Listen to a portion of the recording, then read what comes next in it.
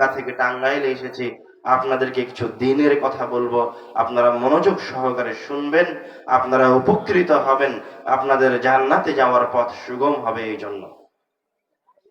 এবং আপনিও যে নিয়তে এই মাহফিলের উদ্দেশ্যে বাড়ি থেকে বের হয়েছেন, সেই নিয়তকে আবার নবায়ন করুন।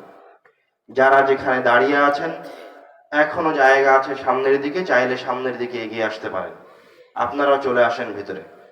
আলোচনা শুরু করার পর কেউ চলাফেরা করবেন না, কারোর সাথে কথা বলবেন না, অনুগ্রহ করব। আমরা এই জায়গায় কেন উপস্থিত হয়েছি?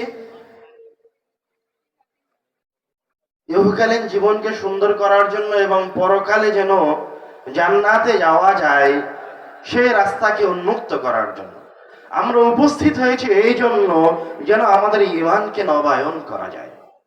আমরা উপস্থিত হয়েছি এখানে এই জন্য যে আমরা আজকে রাসূলের কোন একটা হাদিস শুনবো, অথবা মহান রব্বুল আলামিনের কোন একটা কথা শুনবো, যে কথাটা আমাদের জান্নাতে যাওয়ার ওসিলা হয়ে যাবে। আমাদের আজকের গুরুত্বপূর্ণ তথ্যবহুল আলোচনা আল কোরআনুল কারীম। আমি আপনি কোরআনুল কারীমকে একটা